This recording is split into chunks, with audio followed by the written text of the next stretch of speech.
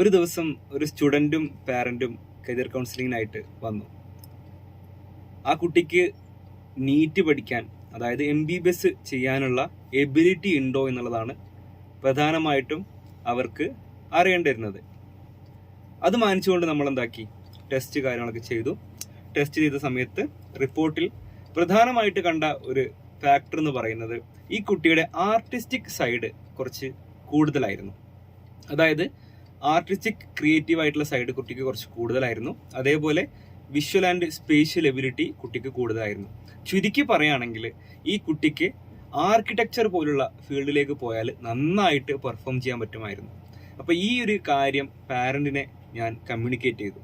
ഇപ്പം നീറ്റ് പഠിക്കാനുള്ള എബിലിറ്റി ഉണ്ടോ എന്ന് ചോദിച്ചാൽ എബിലിറ്റി ഉണ്ട്. പക്ഷേ ഈ കുട്ടിക്ക് കുറച്ചുകൂടി ബെറ്റർ എന്ന് പറയുന്നത് ആർക്കിടെക്ചർ എന്നുള്ള ഫീൽഡാണ്.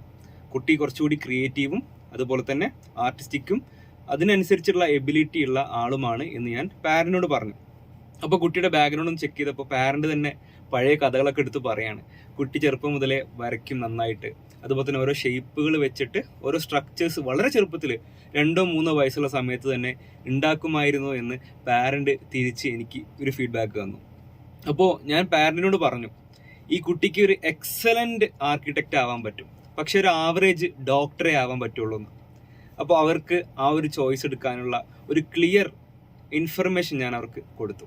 അപ്പോൾ ഇവിടെ പലപ്പോഴും സംഭവിക്കാറ് എന്താണെന്ന് വെച്ചാൽ, നമ്മൾ പാരൻസ് അവരുടെ മക്കൾ ഇന്നതാവണമെന്ന് ആഗ്രഹിച്ചുകൊണ്ട് കുട്ടികളെ അത് അടിച്ചേൽപ്പിക്കാൻ വേണ്ടി ശ്രമിക്കും. പലപ്പോഴും അവർക്കുള്ള ആക്ച്വൽ എബിലിറ്റീസ്, അവരുടെ ഡീപ്പ് ഇൻട്രസ്റ്റ് നമ്മൾ കാണാതെ പോകും.